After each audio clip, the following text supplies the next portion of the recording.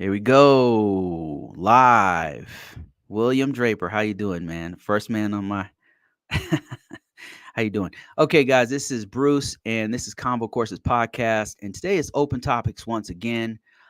Thank you for joining me. If you guys have never seen this before, my name what I do is I try to introduce you to a topic called GRC. What is GRC? Governance, risk, and compliance. It's a critical extremely, arguably, probably the most important part of cybersecurity, one of the most important parts of an organization these days, because organizations, if you haven't been paying attention, have been getting hacked left and right. Case in point, there was a recent hack that was discovered, well, it was announced to the world last week. Um, and it actually lost billions of records, so many records for people all over the United States. And why? Because they didn't have proper governance, risk, and compliance. It's just really, really important these days to have good governance, risk, and compliance. What is it? I can explain to you very briefly. It's how the organization governs their information technology. That means manages, right? Fancy word for manages. How do they manage and have an inventory and control all of the important things that are in their organization? That includes not only computers and information, but the people's information, their personally identifiable information. And then it also has risk management. What is risk management? So that's the R, GRC. The R stands for risk management. Risk management means how do we maintain a certain level of security in our organization? We have a certain level, but how do we manage and control that level of security that we have? We do it by exploring the likelihood of our system being exploited. And very simply, it means we operate we're operating our business and our mission, right? There's certain threats against our business and our mission. And those threats aren't just hackers, by the way. It can be mishaps, it can be disasters, it can be civil unrest, it can be multiple different things. Threats can come in all kinds of shapes and forms. So what we want to do is make sure that if in the event of a disaster, in the event of a mishap or a hack or whatever, we're prepared. And that's how we help. That's just one tool that helps us manage the level of risk that we're going to take. So even if an earthquake, God forbid, happens, a natural disaster near us, we already have an alternate site. We have a plan for that. So we're hedging our bets. We're managing our risk level. So even if it does go down, this other site comes up, or we have a plan to very quickly bring up another site or system. So that's the governance, management, controlling the information technology.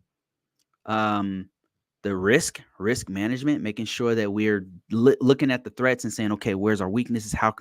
What can we do if we do go down? And then compliance, that's the C. Compliance means if we're in a specific industry, like let's say healthcare, we're in the healthcare industry. Not only do we need to protect our computers, we need a firewall, we need to have signatures on our malware, we need to have trained people, all that kind of stuff. But if we're in healthcare, we also need to pay special attention to healthcare records of our customers.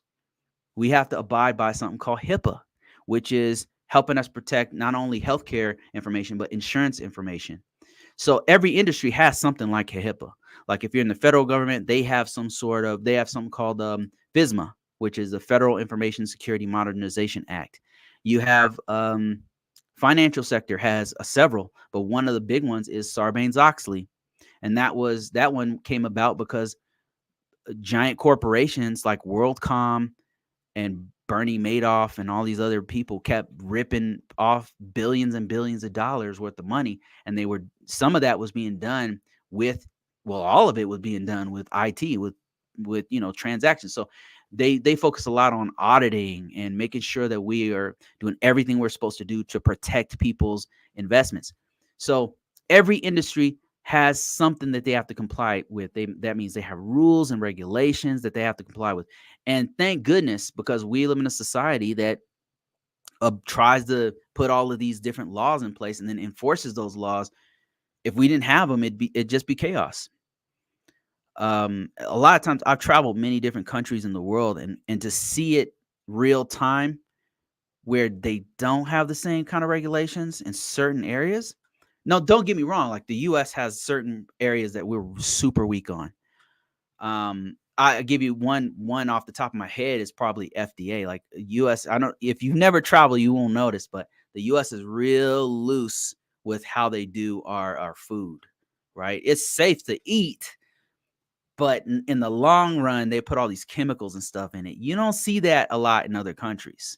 You don't see that a lot in other countries. So we're kind of loose and, fancy, footloose with that kind of stuff. Like they'll put all kinds of chemicals in the milk and in the, if you read the ingredients on the back of some of these processed foods, it's it's not healthy. And you go to another country, they have like 3 ingredients. You're like, it tastes different, it tastes better. You don't get as overweight as fast. There's something really wrong with our FDA regulations. There's something really, really wrong with it. And so what I'm saying, why I'm bringing this up is that if you go to another country, I'll just notice their laws for certain things, cybersecurity wise, are not on the same par as what we have here in the US. The US's cybersecurity laws are pretty tight, with the exception of the privacy laws. I think that they're pretty weak here.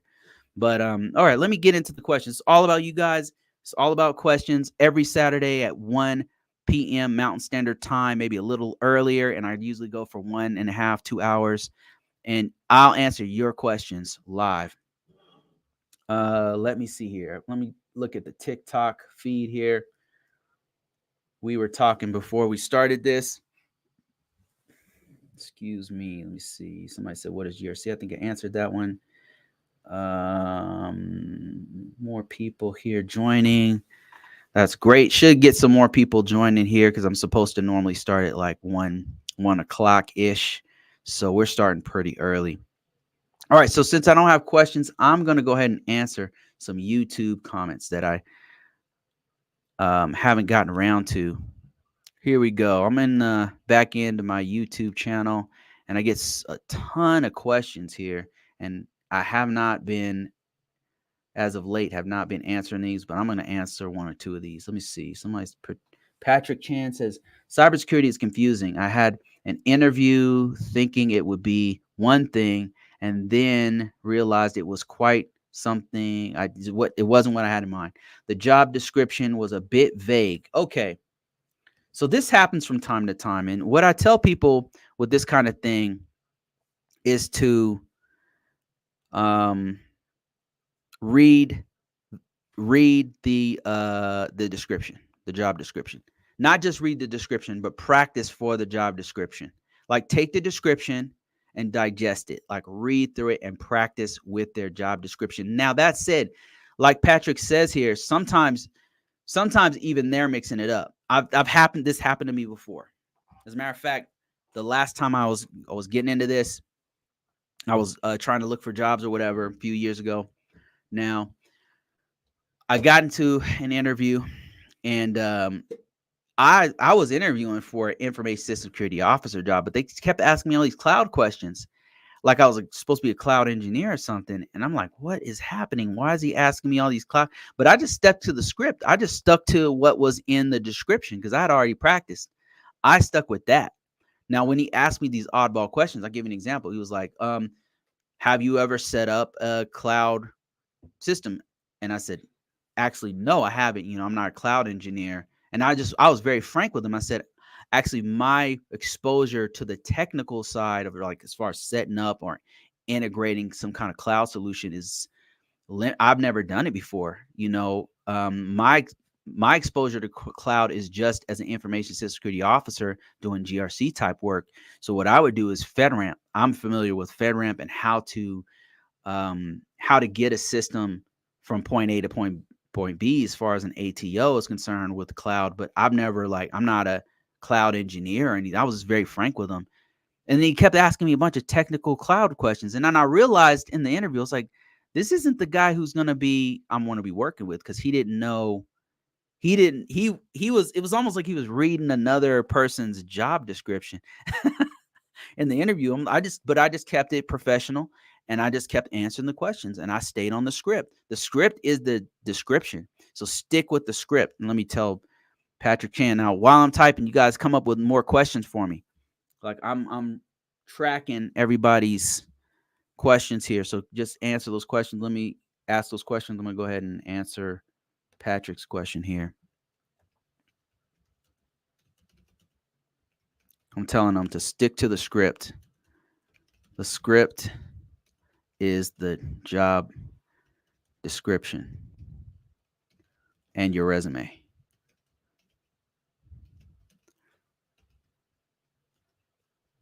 I know what you mean because that has happened to me.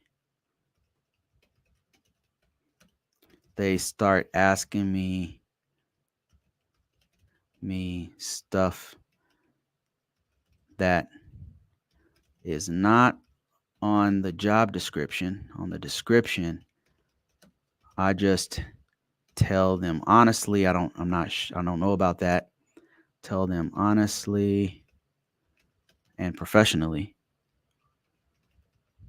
that I don't know, but I would be interested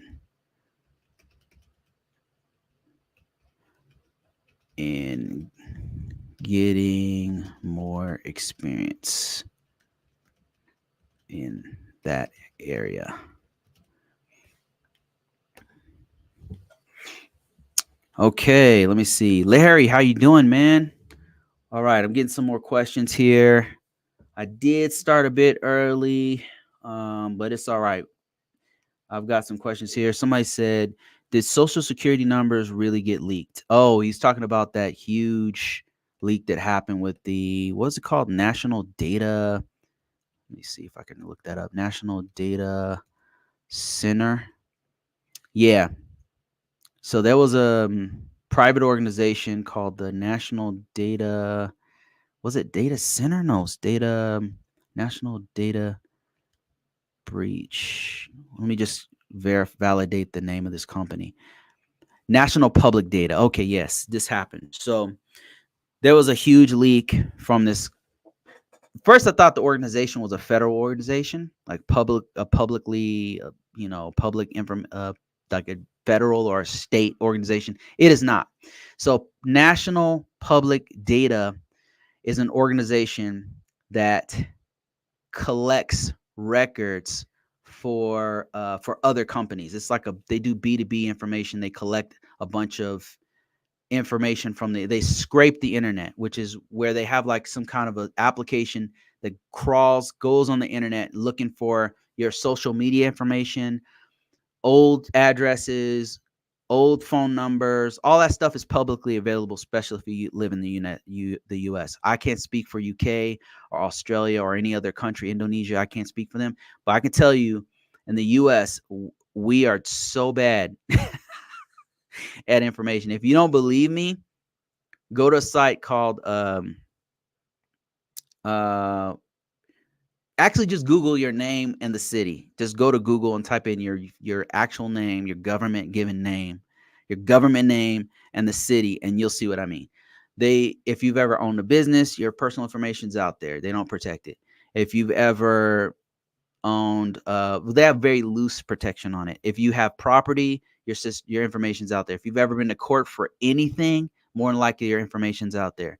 If your information's just put on the internet by these local administrators. And so what National Public Data does is they have this script that goes and crawls the internet and then pulls all that information from your Facebook page to your phone number, from the phone company to your publicly available information that's out there, scrapes it all, pulls it all into a database, and then they sell that information to other organizations. Well, they got hacked. Their database of all this information, they're already doing illegal stuff. That's illegal to do what they're doing, because it's not just all publicly available information. Some of it was not publicly available, and they were scraping it anyway.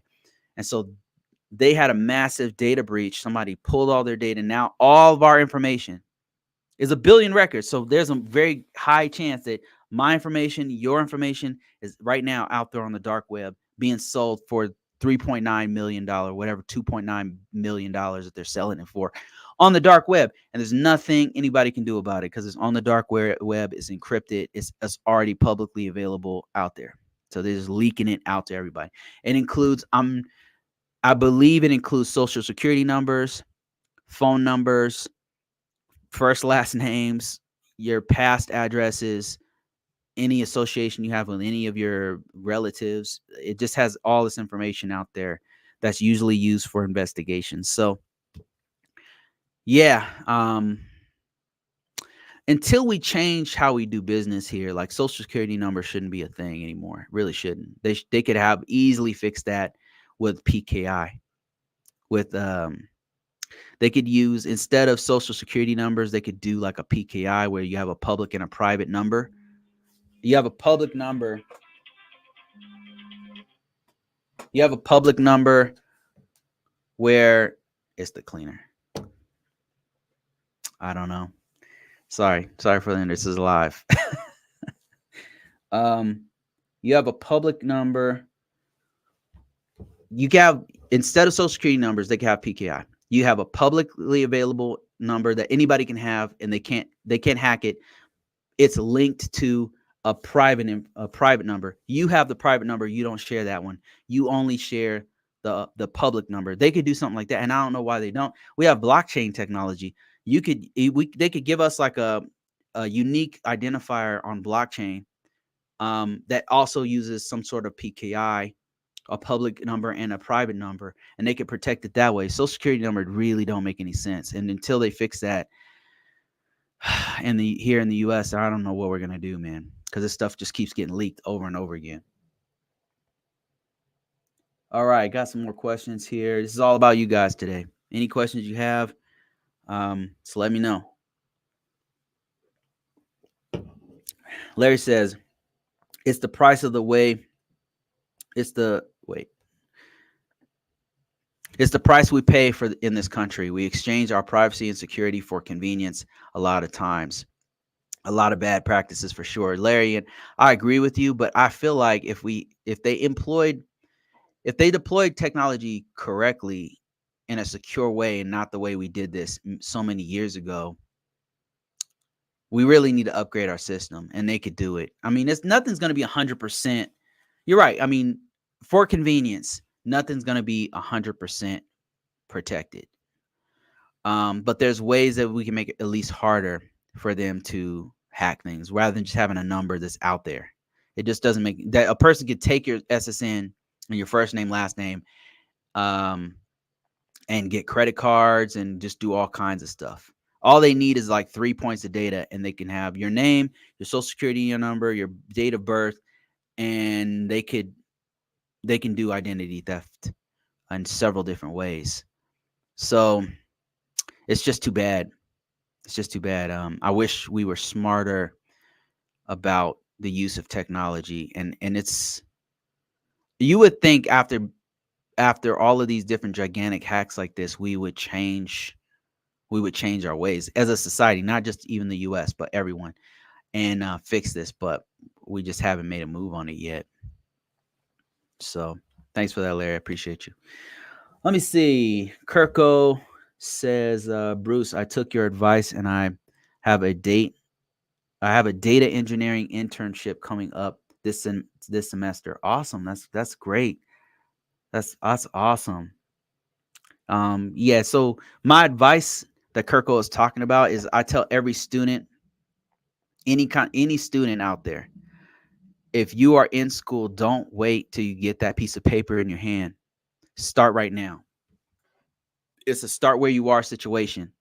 Start right now. If you are in school right now for an associate's, a bachelor's, a master's, or maybe you're just getting a certification, don't wait till you get the piece of paper. What organizations really want to see is your experience. That's what they want to see. They want to see that you have done the work. So Kirko actually got into an internship in his school. So when he gets that piece of paper, Hell, even maybe even before he gets the piece of paper, he might get a job where he got the job based off of his internship. Like he's able to say, hey, I did X, Y, and Z during this internship. I worked for this company at this time. I wrote this policy. I participated in, I created a Tableau report.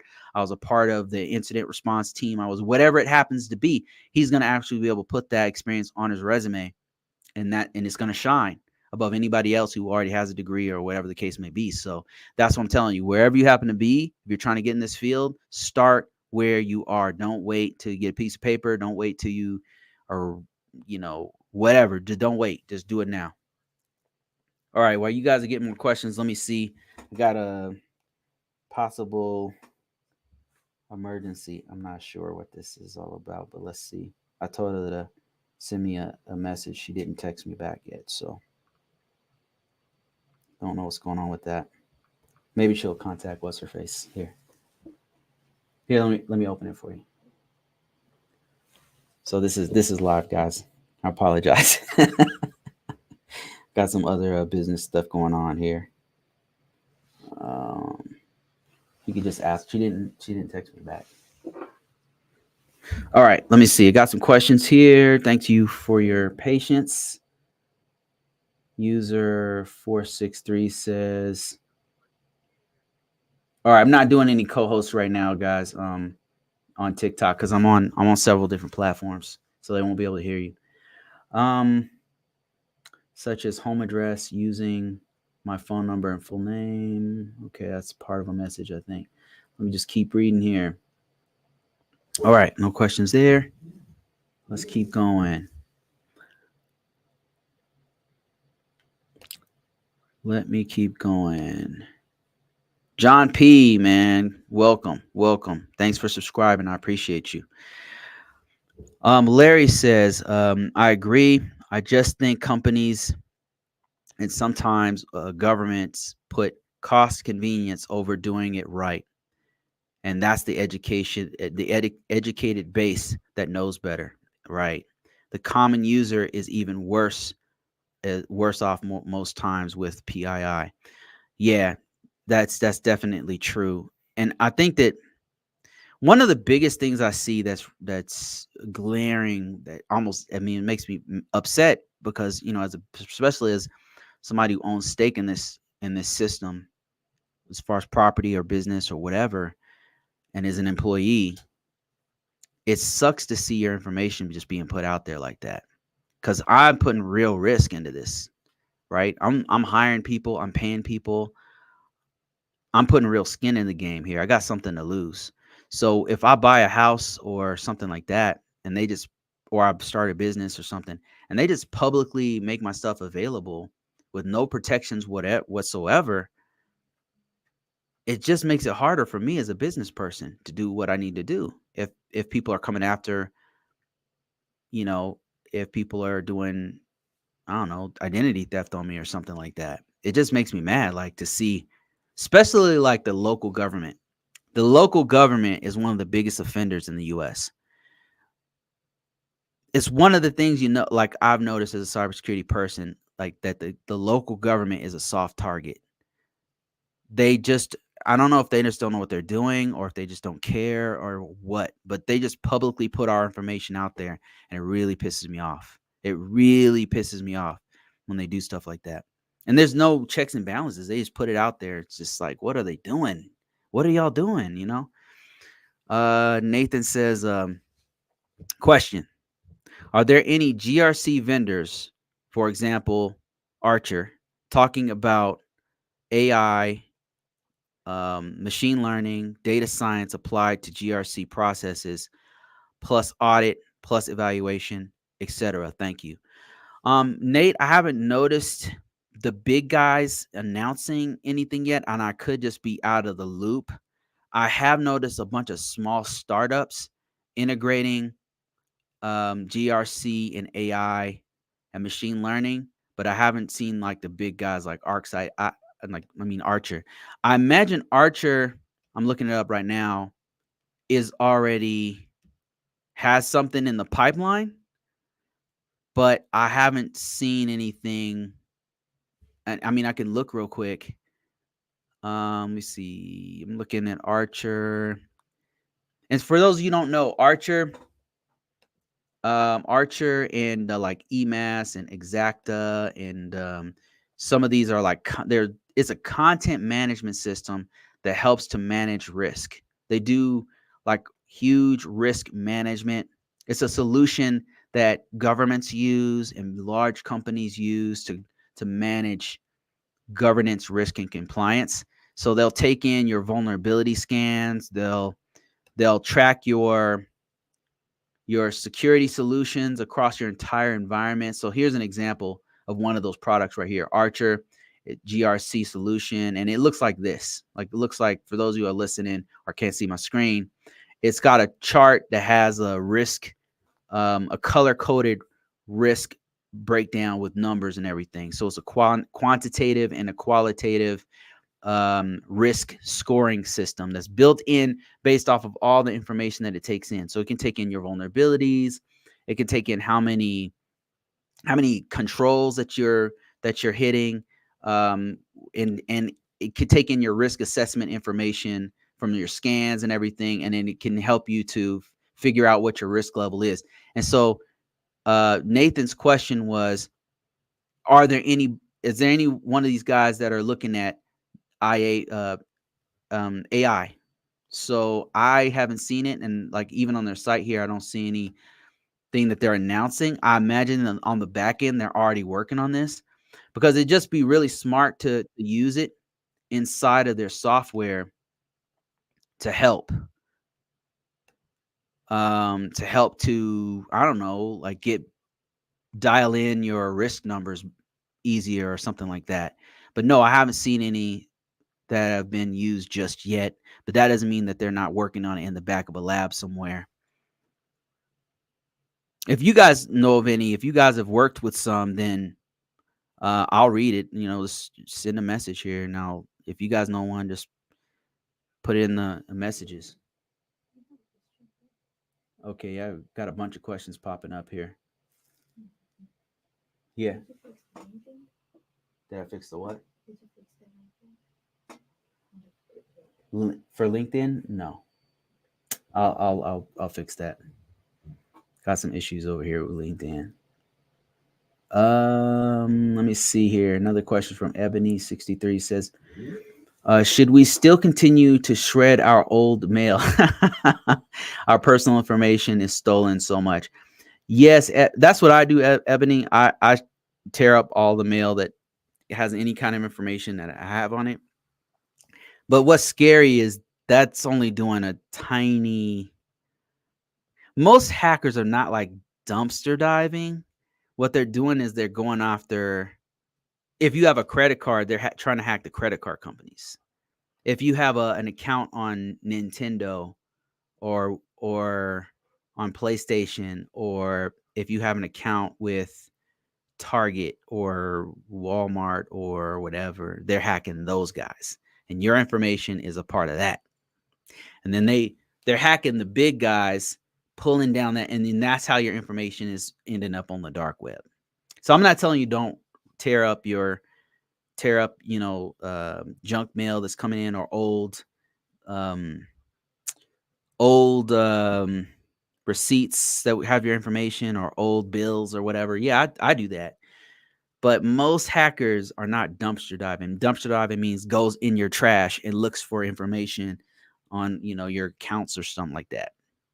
That's not saying that it can't happen. So definitely tear your stuff up. But most of the hacks these days, our biggest risk is when the big guys, big companies that we give our information to, get breached, meaning they get hacked, and then your information happens to be there. Your credit card information, your first name, last name, your date of birth. They got hacked. All your information was with them because you needed it to make an account. Now they pull down your information. Now there are things that you can do to protect yourself. Let me go down. This is a great question that you asked. So let me show you one to see if you have already been hacked, and then I'll show you some things that you can do.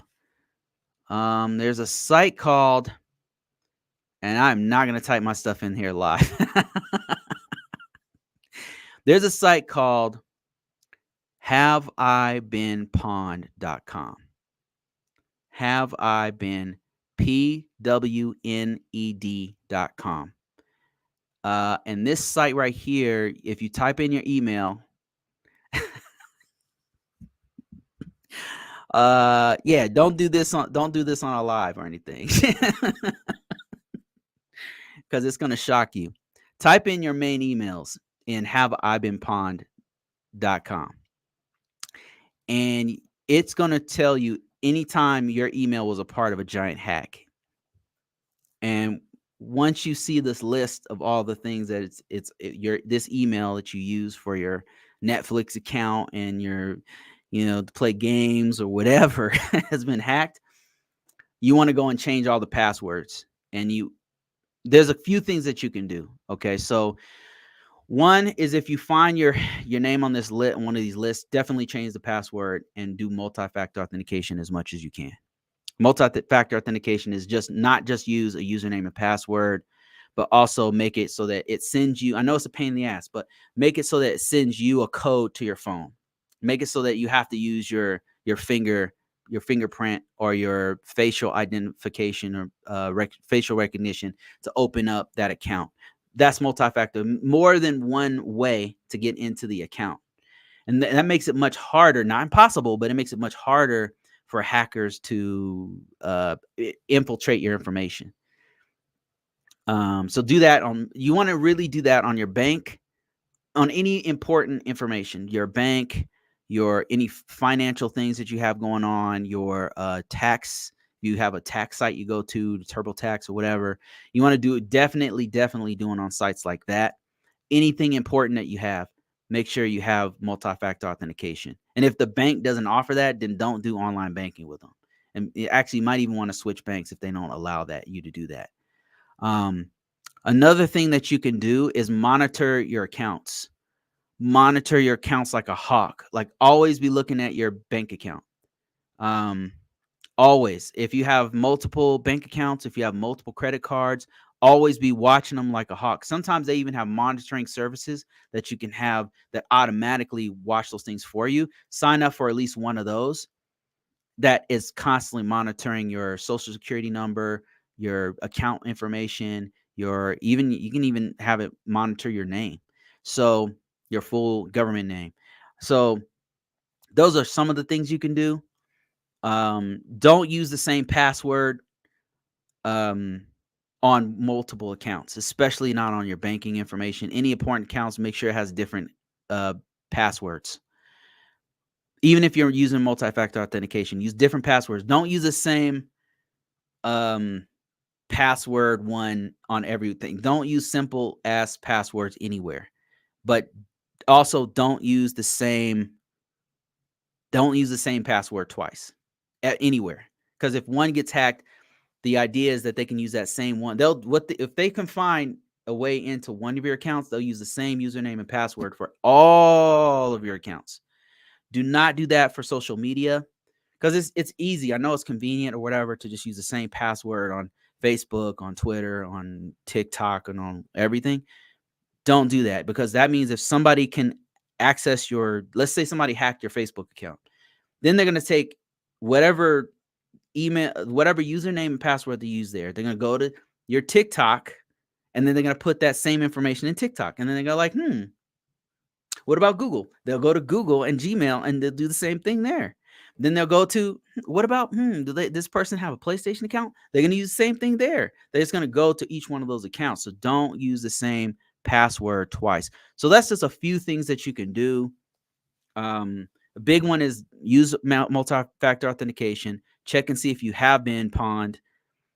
Pawned is like owned, like you've been owned, like somebody hacked your account, they got in, they can do whatever they want with you. So check and see if you've been pawned. Use multi-factor authentication. Don't use the same password twice. And then if you're really paranoid, I mean, it's not even paranoid at this point. I mean, especially right now with all these records being leaked, or that giant breach that just happened, you can even freeze your accounts. Like, if you're not getting any credit anytime soon, you're not buying a house, you're not buying a car, you're not going to be using your credit, You can go to, I think, Experian or TransUnion or one of these giant credit card companies and freeze your credit so it doesn't move unless you open it up. So that's another thing that you can do. So I hope that helps. I know that it's really inconvenient that this just keeps happening over and over again. The U.S. is a huge target because there's so much wealth here. There's so much going on here that we've just become a huge target.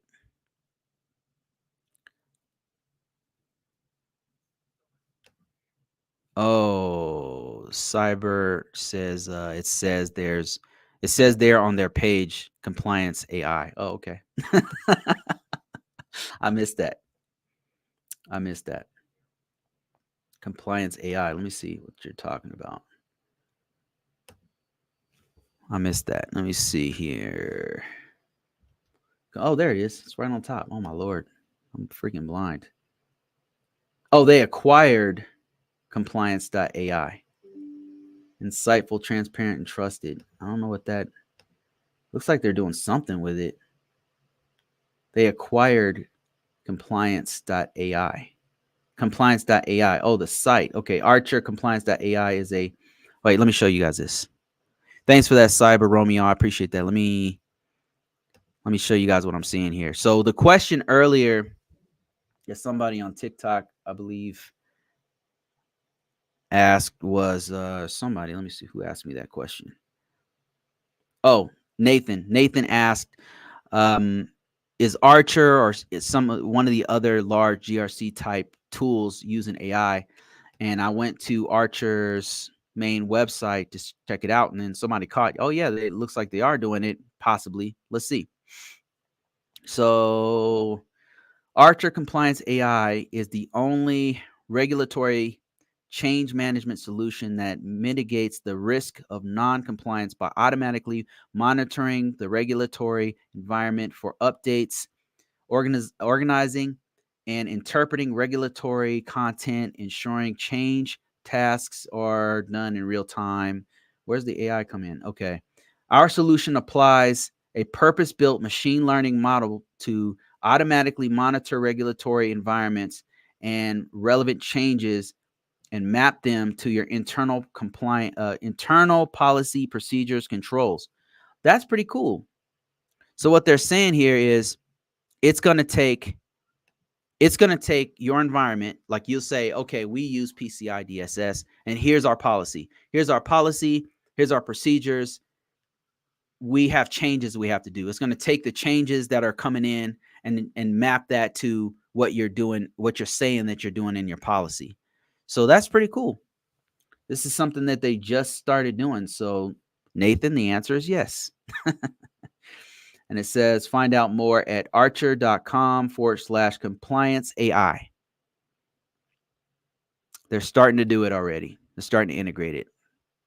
They move fast on that one. All right, let me see. On the other questions here, Isaac Charles says, any advice? Any advice? I have a CCNA, a Security Plus, and a Network Plus, and a CISA. Still no job. Have you had a job before in this space? I think you asked something like this last week, and I don't remember what your answer was. So my question to you, Israel, Isaac, sorry, oh my Lord, Isaac Charles, is what is your experience level? And I can give you some advice there. Isaac, ISSA, ISSA. Why am I calling you Isaac? Somebody said, have you given state and federal a try? I use authentication. I use the authentication app. Yeah, so do I. I use a combination of authentication app, and I also use for multi-factor authentication. I use an authentication app for a lot of my stuff. Like if I'm using PayPal or something that has an authentication app. If I'm using any kind of financial stuff, it's either an authentication app that, from what I've read, it's safer than actual having an email authentication sent to you. Let me see. Oh, this is a good point. Doc Darko says your secret question and answer should never be the same across different accounts. Damn, I ain't not even thought about that. But yeah, that's another one. You know how it has like questions like, what is your mother's maiden name? What is your favorite color? He's saying that even that should be different, because if they hack that, if they have access to that information, they can just go and they can use that same information across the board. So yeah, I didn't even think of that. Let me see.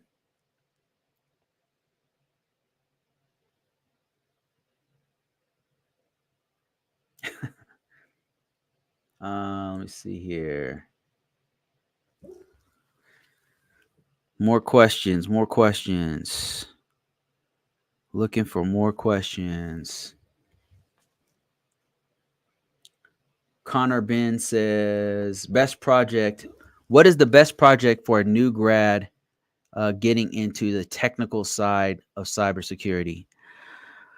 Um, best projects. I'll ask my whole group here. You guys, all you IT professionals out there.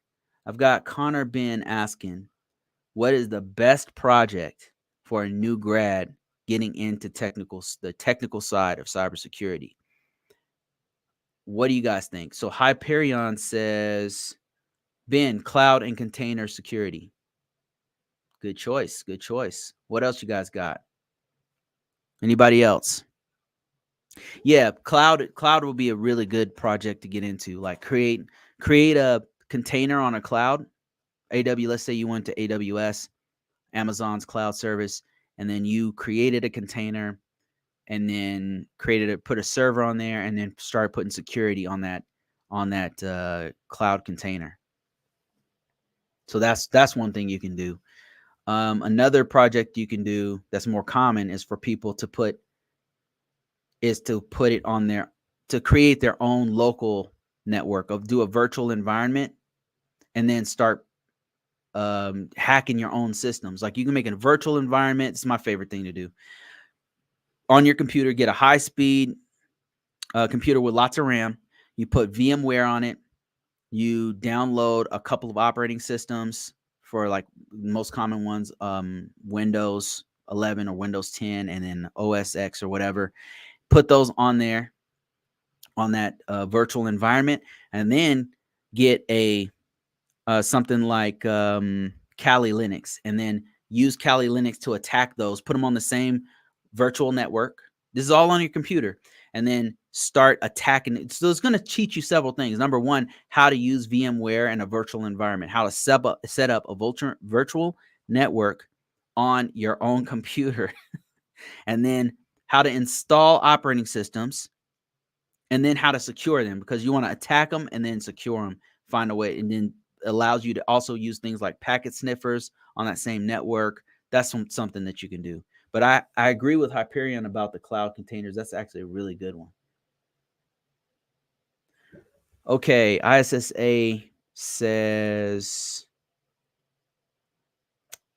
ISSA says, I have a year of experience as a risk and compliance analyst. Any advice?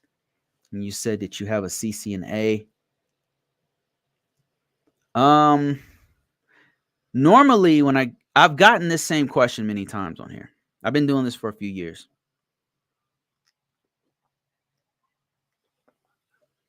And every time I get this same question with the same situation, they have experience, they have a couple certs under their belt, good certs. It's usually the resume. And it's usually the resume. So what I would advise you to do, couple things. Take a look at my resume. Go to convocourses.com, look for my free resume, download it.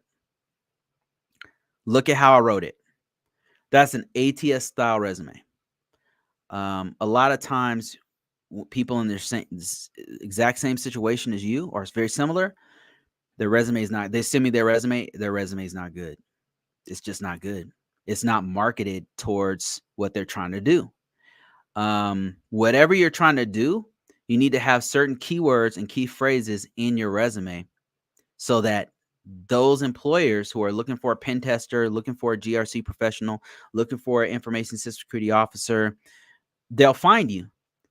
It's usually the resume. And if it's not the resume, it's marketing. And let me explain what I mean. So after you build your resume out, right? And there's multiple ways that you can cheat and make your resume top notch. One of them is to look at my resume. If you don't want to do that, go to LinkedIn and go and look at other people's resume. Because other people's resume is out there, that you can just look at the keywords that they have on there. That's another thing you can do. And then look at your resume and then start to do a cross comparison. Look at the keywords. Pay special attention to the keywords that they're using on their resume versus yours. Your situation is not uncommon. A lot of military vets have the same thing. They literally have experience. They have a security clearance. They have a certification. They have everything, but their resume is not, it's not dialed into the proper keywords. They're using a bunch of military jargon. They're not, so I'm telling you to do the same thing I tell them to do, is like, look at your market.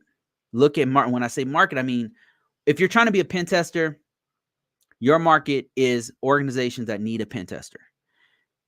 If you're trying to be a GRC professional, you got to narrow it down because GRC is huge.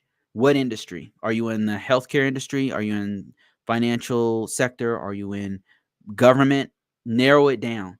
Because if it's in the government, you're looking for an information system security officer position. And they're looking for somebody who knows NIST 837. They're looking specifically for somebody who knows how to do policies, plan of action and milestones, system security plans, knows something called EMAS or Archer, or Exacta or something like that, right? These are all keywords that mean a lot to that market. I know a lot about it because that's what I've been doing for the last few years. Another one would be, I don't know, healthcare industry. They might want you to have a specialization in medical devices and how to secure those medical devices, definitely HIPAA. So they want you to be well versed in that kinds of stuff. So you've got to dial in your resume to that specific market, whatever it happens to be. Once you have that ATS style resume that's dialed in with the proper keywords, and this goes for anybody who's in the same situation, has experience, has a certification, has everything, there's no reason why they shouldn't have a job. The next thing you want to do once you have the ATS style resume is put it everywhere. I'm talking about not just LinkedIn, not just Monster, not just Dice, not just Career Builder. Find the top 10 or even top 20. If you're serious, top 20. This is what I did. I'm just telling you what I did, and it works. I say works because I still do it. Put it on the top 20 job aggregators.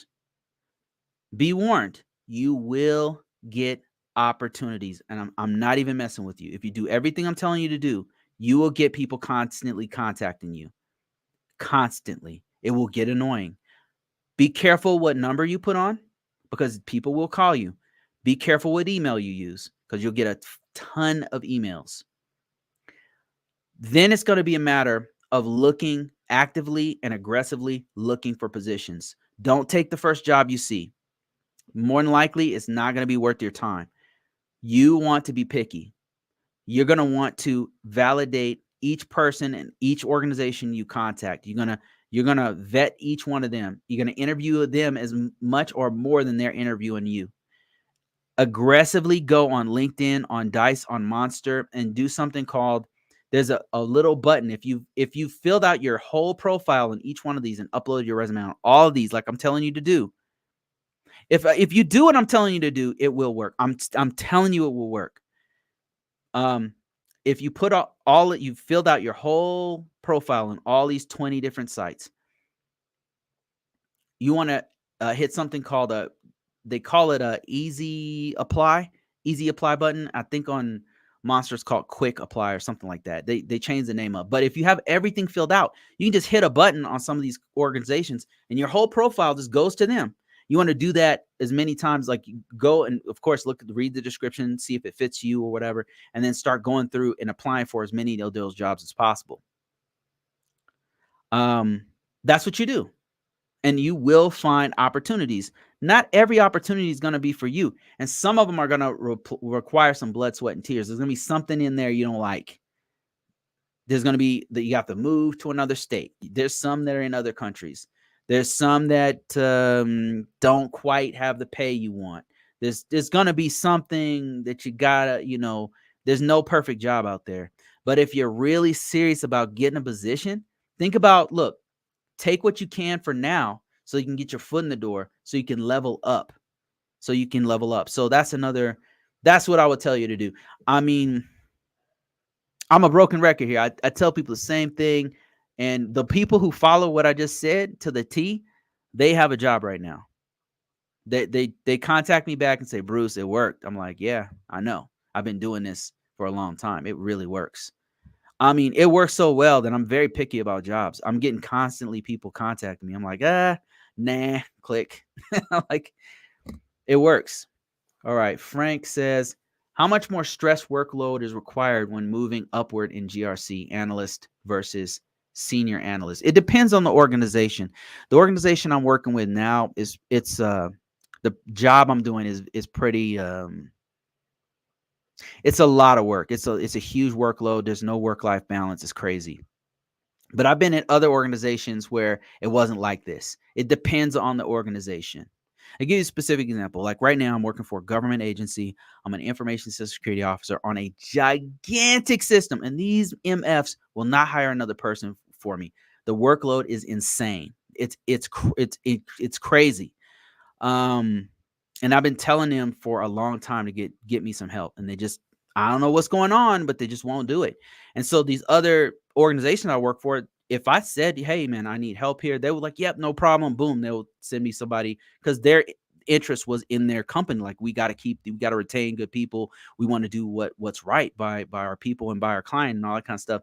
It depends on the organization. Some of them are better at getting you at managing the stress and workload. Management is also a big factor.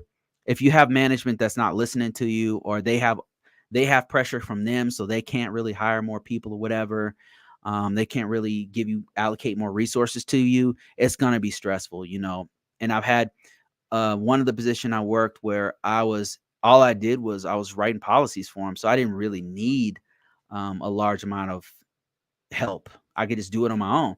And it was no problem. I did the work, cranked it out. They paid me. It was great. It depends on the actual organization.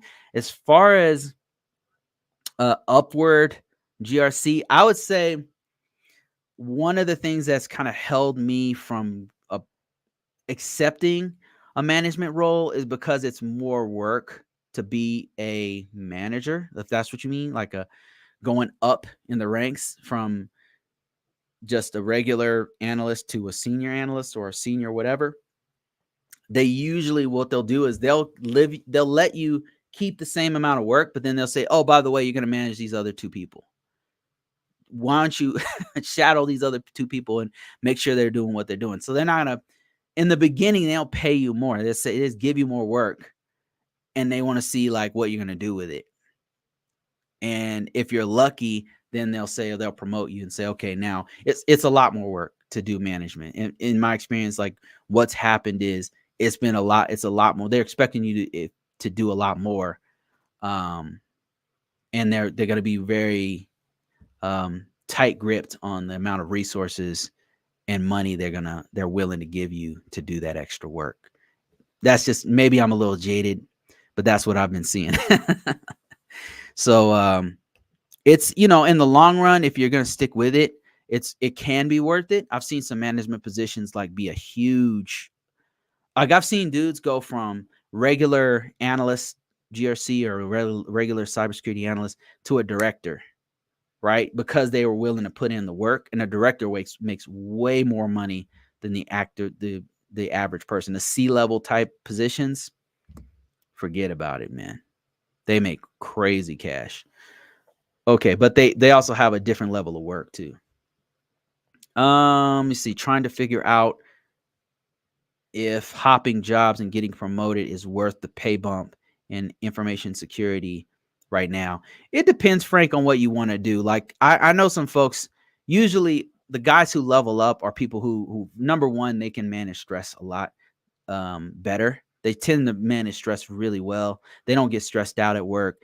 They have a real, maybe their home life is easier or something. I'm not sure like what's going on behind the scenes, but they tend to be able to take more on their shoulders for management type stuff. And also it might be the position too. Maybe sometimes they'll go when they move up positions and actually a different kind of work. Maybe that kind of work of just managing others is easier for them than what they were doing before, and they prefer it more. So hope that perspective helps you make a decision. Let me see here. What are your thoughts about the CISSP? So I have a CISSP. I've had it for a long time. It's been one of the most rewarding certifications. No, it's been the most rewarding certification I've ever gotten. Like I immediately got a raise. I was immediately offered all these other jobs. It opened up a ton of doors for me, and in roles that I had no business being in. It's people really know what it is. All you got to do is put that on the side of your name, and people, they think differently about you. Sometimes not rightly so, because not everybody is deserving of that title, in my opinion. But the certification is awesome. It's one of the best certifications in cybersecurity you can get, because it just pays more. People know what it is. It's worth your time. If you're in a place, if you've been doing IT security for some time, you might want to think about it. It's either CISSP, CASP, CISA. Those are like the top 3 most marketable ones. Now, if you happen to be a specialist in a certain area, like if you happen to be a pen tester, then it's going to be the OSCP or one of those. If you happen to be a cloud person, then probably it'll be a professional level cloud certification. You see what I'm saying? Like there's different niches that you can go into that have a professional level cert in each one of those categories. If you happen to be a network engineer who's a professional at Cisco equipment, internet working devices, then you probably want a CCNP. But if you're a Juniper network engineer, then you want I don't know what they call it, JCNP or I don't know what they call it, but there's a professional level cert for every part of our field. So whatever niche you happen to be in, a professional level cert. But the one that's kind of a blanket, a coverall that kind of covers many different areas is a CISSP, a CASP, and a CISA. Highly recognized pretty much everywhere. Larry says pen testing, GRC, SOC, AI, identity, access management, network security, etc. So many options that the course of study won't always overlap. Yeah, there's some that are not gonna, like when you get in the weeds, for example, of a security operating center. They're going to be using certain tools that an IAM person, an identity access management person, won't use. The overlap that's common among all the ones you just named is going to be basic cybersecurity, which is confidentiality, integrity, and availability. Those are going to be that's going to be the commonality among all of those. Confidentiality, keeping the secrets of the organization, integrity, making sure that the information is the same when it goes from point A to point B and nobody tampered with it in the middle. And then availability, making sure that information, if you put it out to your team or whatever, it's available to them and they're not getting hit by a denial of service attack or something like that. So that the commonalities is going to be best security practices tend to be across all of those, even AI. Because AI can still have a denial of service attack. AI can have integrity issues. AI can have availability issues. It can have confidentiality information issues for sure. So the commonalities of all of, but yeah, if once you get in the weeds, a pen tester, is going to have use different tools and have different setups and things that a identity access management person won't. You know, this field is huge. To your point, it's a huge field. Somebody said on YouTube, what about the CISM? CISM is a great certification for managers. CISM is it's from ISACA, and it is I'm Googling it right now. I don't remember the name off the top of my head, but I know a couple of my managers have had a CISM. One of my coworkers, peers, a few of them have CISMs, and a few of my bosses have had a CISM. And so a CISM is up there. It's mostly for what I've noticed, really good for management type positions. And let me kind of show you what I'm seeing here.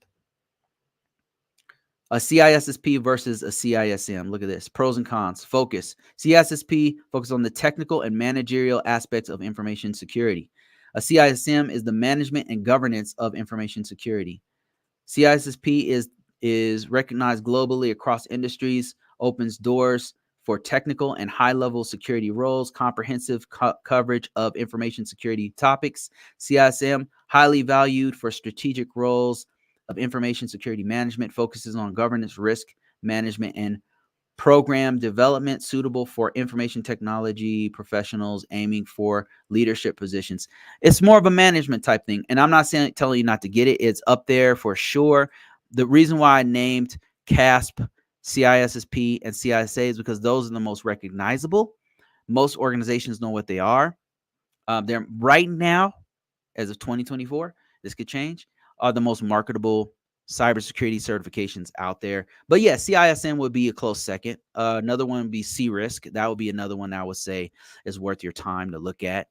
And there's a few other ones that are pretty good. Security Plus is a damn good certification. It's not a professional level certification, but it's a damn good marketable certification that everybody knows what it is. So there's some other ones out there, but my top three, my opinion, is going to be CISSP, a CASP, CISA, and then CRISC, CISM, and some others that I haven't named.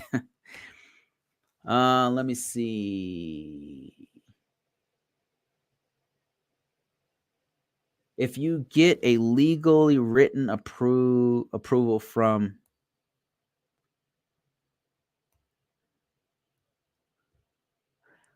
I don't know if I want to read this. I'm not going to read that.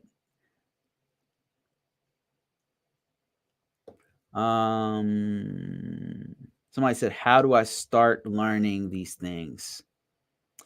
You just go to YouTube, start learning that way. So what I advise, I know that's a simple, I'm not trying to be facetious. I'm not trying to be an asshole. I'm just telling you the truth. If you're very, very new to this, they're very, very new to this, then I think that don't spend money yet. The stuff I'm talking about is not for, it's really not for beginners, right? It's just not. My market is not for beginners. Like it's not, if you're curious and you're like, damn, I'm thinking about, yeah, for sure. Like you can come and listen to me and stuff, ask questions or whatever. I'm open to it. But the stuff that I sell is it's not really for people who are absolutely new. The first thing you should do if you're absolutely new and you're interested is look at free resources. Like me, you're listening, you're asking questions and stuff. That's good. Go to YouTube, a TikTok, wherever you happen to go, and watch some long form videos where you listen to people talk about IT, information technology, learn the basics. See if you want to get in this field first. Before you even crack a book or spend any money or do anything like that, just talk to these guys, ask questions, get on lives, ask questions, ask your cousin who's in IT, ask them honest questions about it, see what they say, see if you want to do this, right? And then when you're like, yes, this is definitely what I want to do, I love this stuff, it's so cool, then you want to start investing some money into it. You can start off small with just books. Like books are 20, 30 bucks, right? 50 bucks, whatever. Crack a book open, start reading through it, start doing some stuff in your house on your computer, start doing configurations on your own, like a small investment. And then when you're serious, when you're like, okay, I'm ready, I'm ready to try a certification. I'm ready to go much deeper in this. You can go to places like Udemy. You can go to community colleges will teach basic information technology, basic information systems management, stuff like that for an associate's degree. You can even use certifications to learn. Like certifications are there to validate what you already know. It's not really supposed to be for people to learn off of, but the curriculum on them is so good that they've broken down the domains so well that you can take each one of those domains, and if you know that stuff, you can take the domains and study off and research them. And if you know that enough to pass like an A+ certifications, if you're a beginner, you're well on your way to knowing what you need to know to get your foot in the door in this field. The first thing you need to know is get the knowledge for this, and then slowly get yourself start investing time, money, and energy into actually doing this stuff. Okay, let me see. Got more questions here. Somebody said, "Do you know Linux networking, subnets, scripting, cloud infrastructure?" Come on, man.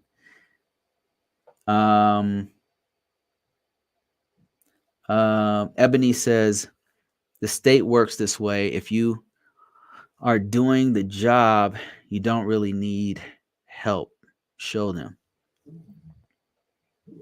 And Africa China says, "I'm in pen testing, red team, not cybersecurity, blue team. Congrats. Help people out." C-suite execs are literally analyst execution machines. Very, very workload. Very heavy workload. Thank you, man. Great stuff every Saturday. Thanks, Frank. I appreciate you, man. Do I get an entry-level job with CompTIA? With CompTIA alone, CompTIA certifications like A+, Network Plus, they're really looking for experience, and I say this each week, but I really need to beat this into people's head. The most important thing you can get is experience. A certification is great, but experience is king. Focus on experience. Get a certification, that's cool. Definitely get a degree if you can. If you have the resources and time and energy to do it, do it. You don't have to do a degree to get in this field. What they're really looking for is people who have experience. So the experience is what you should always put first. Even if you go to school, I always tell students, get experience while you're in school too. While you're in school, get experience while you're taking your certification. Get experience. That's the most important thing you can do. Larry, thank you so much. I appreciate that $20. He says, do you think getting a cert like a Security Plus is a great cert to start and open a lot of doors? Yeah, that's one really good one, especially if you've been doing IT for a while. It's really good. And he goes on to ask or say, I hope that getting my Security Plus and then a senior level certification for the field I want to be in, like a CISSP or a CGRC or a CISA. So, Larry, you are uniquely placed to where you're already working in the industry. So, if I were you, what I would do, if I were you, what I would do as a project manager is try to find a way to get and I don't know how you would do this because I don't know what your situation is, but if there's a way that you can get involved with the risk management like with frameworks, with standards or framework. I don't know what framework I'm assuming that, let's say that your organization uses NIST 800 risk management framework. Find a way to get involved with that part of the process, like help to write the policy, help to write the standard operating procedures. Get involved at that level with whatever documentation they're doing, help them to do it. The reason why I say that, in addition to getting your Security Plus, that's good. Get your Security Plus for sure. Get that. But in addition to that, while you're there, and I know it's extra work, you're already probably bogged down with a bunch of project management stuff. But if you can get your hands on some experience actually helping to write policy, if you can interact with the actual security team and the engineers or something and say, look, is there a way I can help you guys out? Can I check this out? You can say, can I help to write or review a document? You guys, do you guys have any documents you're already working on? Let me review it. Let me review that document, see if I can add anything to it or help you guys out. I know if somebody came to me in the current job I'm at, if a project manager said, listen, I want to help you write that SOP. I want to help you write that whatever document you have. I want to help you out because I want to get in this field. I'll be like, here you go. Here, you want to help me do my work? Here you go. What that's going to do for you, if you can do it, is you'll be able to put that on your resume that you helped to write X amount of security plans. You'll be able to write on there, helped with a NIST 800 system security plan.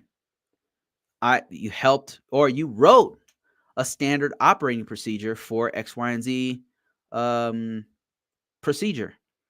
So that's what you can do is while you're there, yeah, we use NIST standards, CSF 800. Yeah, I would volunteer my time. I'm telling you, this will work. Volunteer your time to help them to write a document. Be like, you guys have any SOPs I can help write? Do you guys have any system security plan stuff that I can get into? That might be harder because if they're using like EMAS or Archer, then you have to have access to get into that system. So they probably won't give you access to the system security plan unless they print it out or give you a PDF of it and send it to you, and then you can read through it and you can help them that way. Just get your hands on the actual NIST 800 documentation that they do. Talk directly to the team, make them your best friend and say, is there something I can do? I'm trying to do GRC work. I'm trying to be information system security officer, information system security manager like you guys. I want some of that work. Can you guys give me some of that work? I want to help you to review it. Can I review it? And then they give it to you and then start reviewing it. And you can put that on your resume. That's one of the things you can do. I mean, in addition to, I'm not telling you don't get Security Plus. Security Plus is fire. It's marketable. It's one of the best search you can get for GRC, for whatever cybersecurity role you get. People know what it is, so it's really good. And then from there, you want to do a CISSP. Yeah, that's how you do it. So, and thank you again for that $20. I appreciate you. Shout out Larry. This is how I'm able to get these liquid deaths. Okay, let's see here. More questions.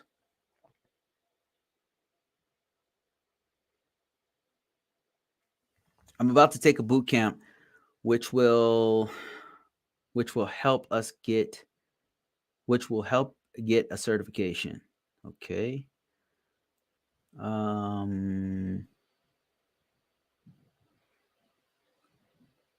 How did your company respond to CrowdStrike outage if you were affected? Yeah, we were definitely affected by it.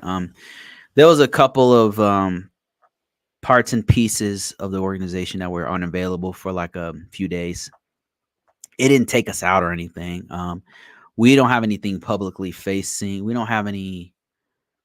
Well, in my department, we don't have like publicly facing stuff. So, I did feel the effects of it. Like I think one of our payment services was down or something like that.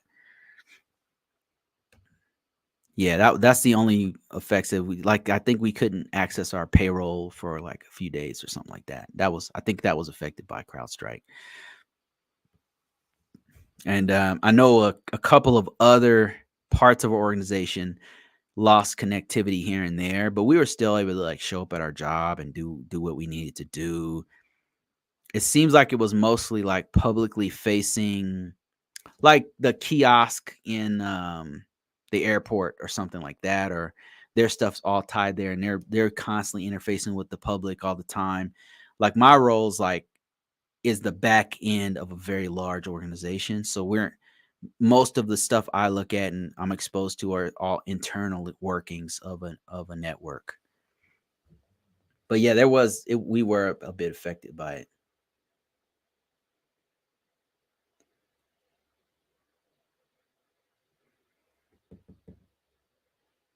Let me see here. And thanks Africa, China, and some other people who are chiming in, helping out others in the chat, because I'm not probably not going to be able to get to everybody. Appreciate that. Appreciate your help, your expertise. I love when people jump in and help each other out. That's what this community is all about. Working on some things to bring us closer together on one massive platform. We'll get something together. Let me see. Nathan says, and from the PM and PMP world, all of the risk management thought process, artifacts, conversations can be handy and is applicable. Yeah, knowing that stuff is definitely applicable to some of the stuff you guys do. GRC just may use different terminology and metrics. Yeah, I mean, a lot of the stuff we're doing is in line with project management. Even like a level of meetings and stuff. I got to do a lot of meetings and a lot of interactions throughout the day, more so than most cybersecurity professionals. Like if you are a firewall admin, cybersecurity professional, you're not really talking to people that much. If you're talking to people, you're talking to other firewall guys. That's not what I'm talking about. Like I'm not talking about your peers who are in your office or whatever, or on your level. When I say talking to people, I mean other parts of the organization. I got users contacting me. I got managers from all different parts of the organization contacting me. I got to do meetings with like this the guys who are doing the actual work in the field and doing like upper level managers, and you got to be able to shift gears, and that's project and program and project managers have to do that kind of thing, where they're not just talking to their peers who understand their lingo. They have to talk to scientists, they have to talk to system engineers, admins, cybersecurity people. So in that way, we're very similar. And then our documentation is also very intensive. Like you guys have to do a bunch of process is really, really important to what you guys do. It's the same thing with us. Like risk management, the risk management framework is a process that gets us through securing the systems. So we're very process driven. So, and then the documentation is a very important thing, just like with what you guys do. So there's a lot of parallels with what we do. That's why if you happen to be a project manager, it's a pretty good, like you're going to have to know the IT stuff. Don't get it twisted. You will have to know that stuff. But if you can make that transition, like you won't have, it's way harder. In my opinion, it's way harder for an IT professional who doesn't do meetings and doesn't have to have they don't have to have emotional intelligence. They've just been locked in a closet doing technical stuff their whole time. It's harder for those guys to transition into GRC than it would be for a project manager to come into this field. Because you guys just need to know the basic IT fundamentals. You need to know the best security practices and fundamentals and stuff like that. That stuff is like, it takes time to learn it. There is a learning curve, but you can learn it. Learning emotional intelligence is like, it's more like a realization than it is something you learn. It's like a muscle you have to exercise. You have to exercise restraint from choking people. It's not just intelligence. It's like you got to be patient and kind, and you got to see from other people's perspective and stuff. It takes way more out of you. It takes way more patience, and it's harder. It's just much harder to do. So for you to come to project management with your high level of emotional intelligence and your high level of communication skills and your high level of documentation skills and meticulous attention to detail that you guys have to come to GRC, it's much easier for you to come this way, learn all the IT stuff and come this way than it is for a dude who's always in the weeds. Because what I noticed about like my IT professionals, the guys who are that I have to talk to from time to time, it's hard to communicate with them because they're very the word is pedantic. What it means is like you got to be very specific with everything, and they're not everything's very specific when you talk to them. Whenever you bring something up, because the reason why is because they're so deep in certain things that you can't just they're 10 feet deep in like 2 or 3 different projects. So you can't just you've got to be very specific because they are already doing several different things that are super deep. And there's all of their energy and intention and everything is in that work, whatever they're doing. And so that's why sometimes they come off as a bit impatient because they've got that stuff in their mind all day long. And for them to come all the way to the surface and say, like, what? They like, wait, what did you say? Like, what? What's going on? Because in their mind, they're doing several different deep things. And now you're going to come to them saying, oh, by the way, management wants X, Y, and Z. And you're like, I'm already doing these other super deep things that we're doing. You know how much time and money and effort and all this stuff this takes? Now you want me to feel feelings? So let me see. Let me see. Somebody said scheduled my Security Plus exam September, ready for it. Congrats. You got this. You got this. Zim Girl says a mid-career.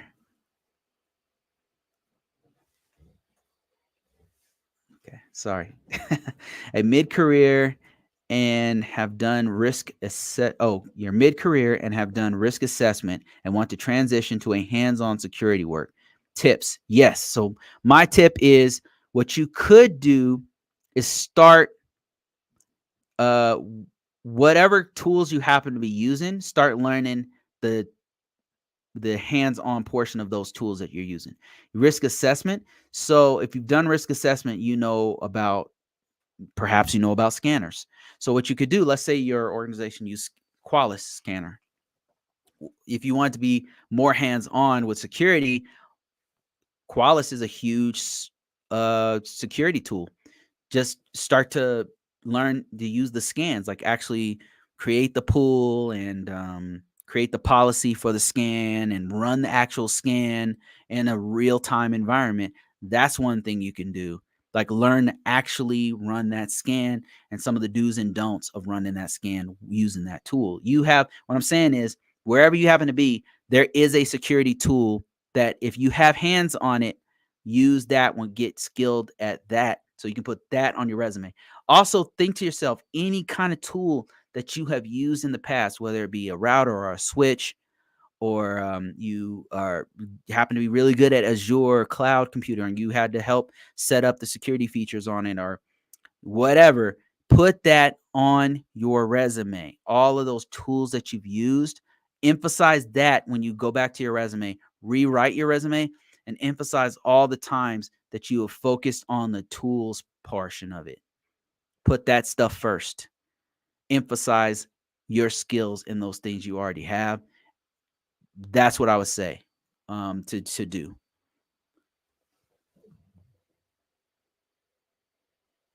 Let me see here. Network security.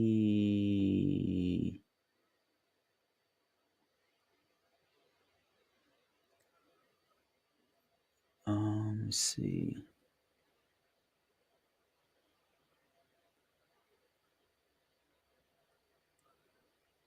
Scanners were implemented when I learned how stuff worked. Vital to learn.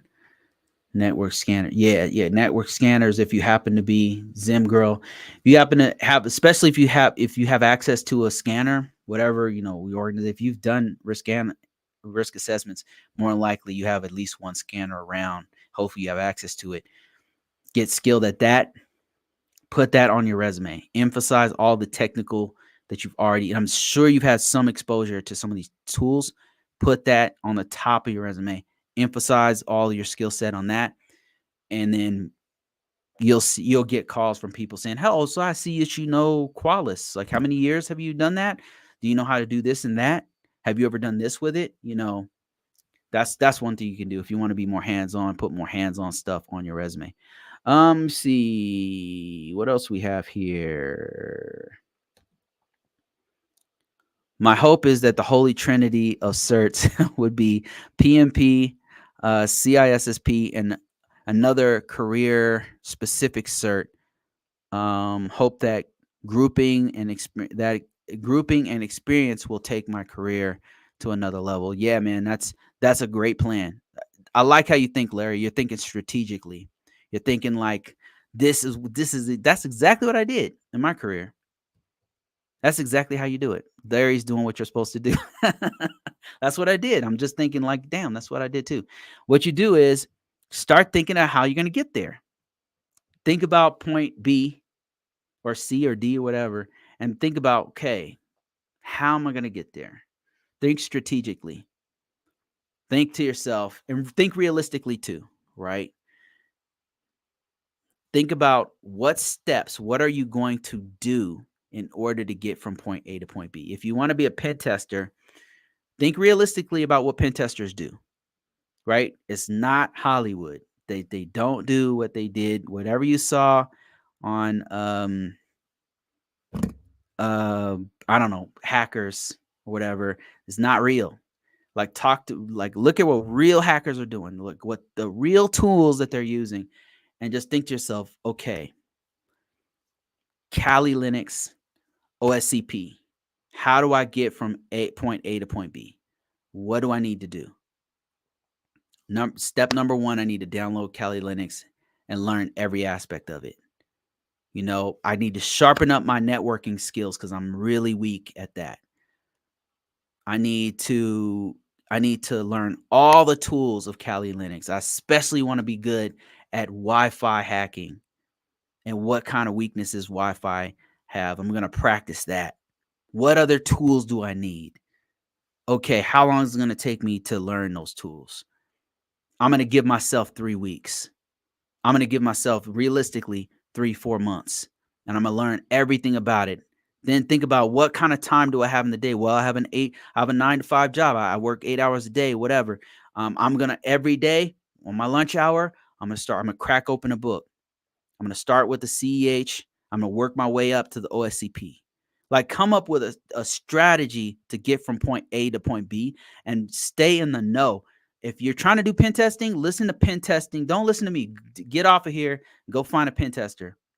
There's a few dope ass pen testers out there. Go find those guys and listen to them talk. Watch their videos. Go to YouTube, whatever, and start watching those guys. Get your mind ready and link in to those guys because they're going to tell you exactly what you need to know, and you need to start getting in that headspace. Think strategically. Larry's got the right idea. He's like, okay, I need I'm noticing that people have this cert and they have that cert. And if I have this plus my experience, all right. And within X amount of months, years, this is my plan right here. I'm going to go here, here, here, and here. That's what he's doing. You got to think strategically. And that's exactly what I did. That's exactly why I got to this position. I'm not done with my journey. Just so you know, I'm not by any stretch of the imagination done with my journey. I'm still trying to level up. And that's another thing. Appreciate where you are and what you have, but be ready to go to the next level. Prepare yourself to the next level. Convocourses, wrestling, yes. And 50,000 feet view down to a 10-foot back up to down and keeping people engaged. Bruce, what's the best way to reach out to you directly? Direct collaboration. Contact at convocourses.com is the best way to contact me directly. Contact at convocourses.com. If you want to stay in touch with the videos and the content that I'm coming out with. I'm coming out with a book real soon. I usually offer those for discounted prices in the beginning, and then it shoots up to $50. That's coming out soon. Get in my newsletter. I'll be releasing a whole bunch of stuff real soon. I'm in the back end. I'm working on a lot of different stuff. It's just going to take me a long time to do it right, but some stuff's coming down the pipeline. You also want to follow me on YouTube if you're interested in this kind of content. YouTube at Convocourses, TikTok at Convocourses, and I'm on Facebook and X and LinkedIn as well. So let me see here. More questions, more comments. And okay, I got a few more here I'm going to answer, and then I'm going to be out of here. Keep this one kind of short today. Let me see here. Larry says, I agree that learning and working projects has been a tremendous help with communicating with developers, C-level execs. Execs is what you mean, as well as coworkers. Being technically sound is the glue I feel I need. Yes, that's awesome. This man, he's thinking, he's got a plan, like a strategic plan on how to get from point A to point B. That's exactly the mindset that I had when I started my journey in IT and cybersecurity.